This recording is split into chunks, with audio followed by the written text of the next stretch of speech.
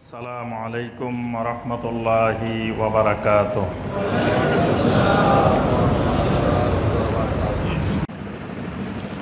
এবার আসি আমরা সহিহ আকীদা আর সহিহ মানহাজের মধ্যে পার্থক্য কি। সহিহ আকীদা আর সহিহ মানহাজ। সহিহ আকীদাটা হলো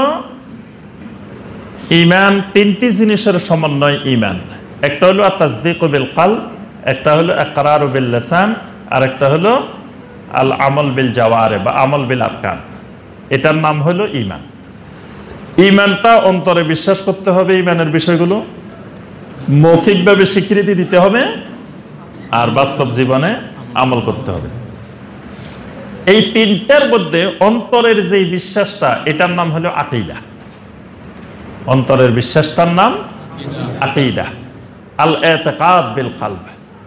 আর বাকি দুইটা হলো, এটা যদি আকীদা হয়, বাকি দুইটা কি? জি, এবার বলেন, আপনারা এটা বলেন না। অন্তরে বিশ্বাসটা আমরা বলছি যে আকীদা, তা আরেকটা হলো মুখে স্বীকৃতি দিতে হবে, আরেকটা হলো আমলে পরিণত করতে হবে। তো একটা হলো আকীদা অন্তরেরটা, বাকি দুইটা কি?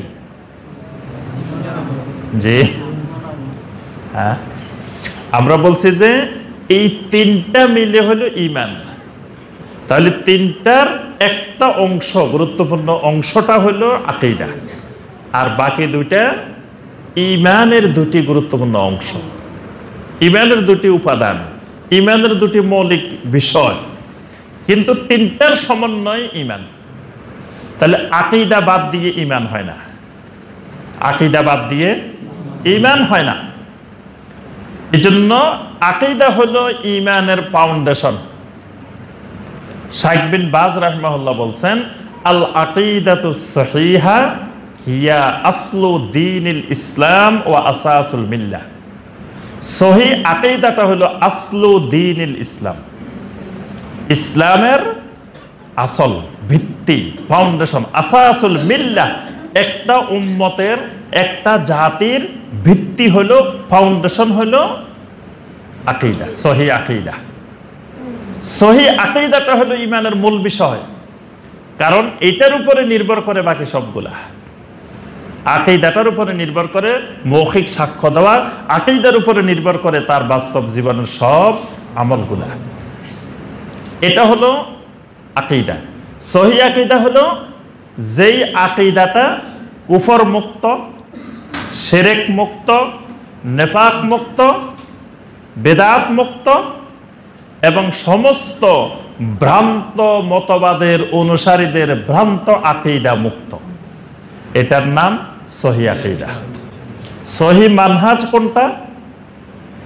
যত ভ্রান্ত মানহাজের অনুসারী পৃথিবীতে যুগে যুগে ছিল, এদের ভ্রান্ত মানহাজ থেকে মুক্ত সাহাবায়ে কেরাম এবং তাবেঈন, তাবে তাবেঈন, সালাফে সালেহিনদের মানহাজের অনুসারী যেই মানহাজটা, এটার নাম সহিহ মানহাজ, বিশুদ্ধ মানহাজ। বুঝতে পারছেন? তাহলে আকীদা হলো বিশ্বাসের সাথে সম্পৃক্ত, আকীদাও ঈমানের সাথে সম্পৃক্ত, মানহাজও কিন্তু ঈমানের সাথে সম্পৃক্ত, দুটাই ঈমানি বিষয়। কিন্তু আকীদাটা হলো বিশ্বাসের সাথে, আর মানহাজটা হলো মানার সাথে, যে পদ্ধতির সাথে। এটার বাস্তবে পরিণত করবেন কিভাবে, এই বাস্তবে পরিণত করার সাথে মানহাজ সম্পর্ক। তবে মানহাজের সম্পর্ক আকীদার সাথেও আছে, মানে আকীদার চাইতে মানহাজ আরো ব্যাপক। কারণ মানহাজ বিচ্যুত হইলে আকীদাও বিচ্যুত হয়ে যায়, মানে মানহাজ বিচ্যুত হইলে আকীদা আর বিশুদ্ধ থাকে না। এজন্য মানহাজটা আকীদাকেও নিয়ন্ত্রণ করে। মানহাজটা তিনও জিনিসকে নিয়ন্ত্রণ করে, ঈমানের, আকীদাকেও নিয়ন্ত্রণ করে, মুখের স্বীকৃতিকেও নিয়ন্ত্রণ করে, আমলকেও নিয়ন্ত্রণ করে মানহাজ। কিন্তু আকীদা শুধু একটা অংশ কেন্দ্রিক, কিন্তু ওইটা মজবুত হলে বাকি সব সুন্দর হয়। তাহলে বোঝা যায় আকীদা এবং মানহাজের মধ্যে কিছু পার্থক্য আছে।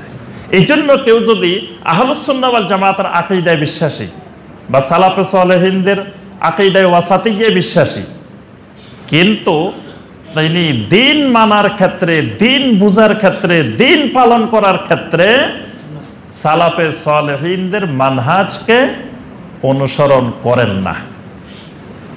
পরবর্তীতে 500 বছর পরে কোন এক ব্যক্তি দিন মানার কিছু পদ্ধতি দিচ্ছেন, সেটা ফলো করেন।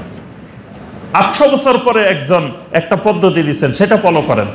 1000 বছর পরে একজনে একটা পদ্ধতি দিচ্ছেন, সেটা ফলো করেন। 1200 বছর পরে একজনে একটা পদ্ধতি দিচ্ছেন, সেটা ফলো করেন। বুঝতে হবে তিনি সালাফদের মানহাজ থেকে বিচ্যুত হয়ে গেছে। আচ্ছা, এই মানহাজটা কতটুকুর মধ্যে সীমাবদ্ধ? মানহাজ সব ক্ষেত্রে প্রযোজ্য। যিনি সালাফদের মানহাজের অনুসারী হবেন, তিনি কথাবার্তায় সালাফদের মতো বলতে হবে। সালাফেরা যেই ভঙ্গিতে, যেই পদ্ধতিতে কথা বলতেন, সেই পদ্ধতিতে কথা বলতে হবে। সালাফদেরকে কদম বকদম অনুসরণ করতে হবে। সালাফ মানে কারা? সাহাবায়ে কেরাম, তাবেঈনে কেরাম, তাবে তাবেঈনে কেরাম এবং তাদের সুযোগ্য ওয়ামান তাবিআহুম বিইহসানিন ইলা ইয়াউমিদ্দিন, কিয়ামত পর্যন্ত তাদেরকে যারা অনুসরণকারী। অনুসরণটা বিইহসানিন, মানে অনুসরণটা এহসানের সাথে যারা অনুসরণ করে। অনুসরণ দুই ধরনের। খারেজিরা সাহাবায়ে কেরামকে পাইছে সরাসরি, কিন্তু সাহাবায়ে কেরামকে এহসানের সাথে অনুসরণ করে নাই। এজন্য আল্লাহ পাক শর্তটা দিয়েছেন এহসানের সাথে অনুসরণ করতে হবে। তাহলে এই অনুসরণ করে কোরআন এবং সুন্নাহকে ওই সালাফদের মতো যদি বুঝতে হবে এটা সহিহ মানহাজ। আর তাদের মতো না বুঝে যদি কয় যে না তারা তো 1300 বছর 1400 বছর আগের মানুষ, তারা কি আমাদের আধুনিক যুগের অবস্থা দেখছেন? কেউ যদি মনে করে যে সাহাবায়ে কেরামের যুগ আর আমাদের যুগ, কোথায় সেই যুগ, কোথায় এই যুগ, ওই যুগের পদ্ধতি দিই, এই যুগে চলবে না। এই যুগে এখন নতুন নতুন, এখন পারমাণবিক বোমার যুগ, এখন ওইটার যুগ, এখন ওইটার যুগ, এখন আর ওই সাহাবায়ে কেরামের পদ্ধতি দিয়ে কাজ হবে না। বুঝতে হবে সে সঠিক মানহাজ থেকে বিচ্যুত হয়ে গেছে।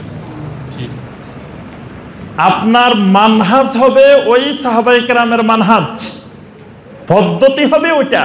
কিন্তু পদ্ধতির কাজে লাগাইতে গেলে, বাস্তবায়ন করতে গেলে আপনি উপকরণ আপনার হাতে বর্তমান যুগে যেগুলা পাইবেন সেগুলো ব্যবহার করতে পারবেন।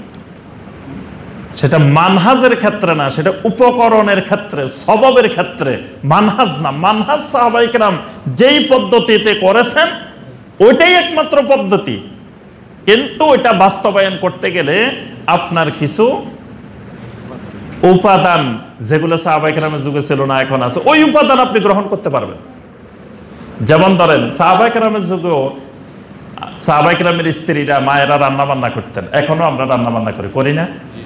তো ওনারা যে চুলাতে রাঁধতেন, আমাদের বাসা বাড়ি থেকে ওই চুলাতে রান্না করে, তাহলে আমরা সাহাবায়ে কেরামের মানহাজ থেকে বিচ্যুত হয়ে গেছি নাকি? কি বলেন? তো চুলা তো মিলে নাই। তারপর মশলাপাতি ওনারা বাটি বাটি দিতেন, আমরা এখন পাউডার করি, কত পদ্ধতিতে দিই না?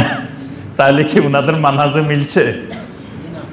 কেউ কেউ আবার এই প্রশ্ন করতে পারে, যখন আপনি বলবেন যে সাহাবায়ে কেরামের মানহাজ, সাহাবায়ে কেরামের পদ্ধতি, তাবেঈনে কেরামের পদ্ধতি, তুই বলবে যে ওই যুগের পদ্ধতি তুমি কেমনে মানবা? সেই যুগের ডাল তলোয়ার দিয়ে যুদ্ধ করতো, এখন পারমাণবিক বোমা, তো সেইটাও এখন মিলবে কেমনে?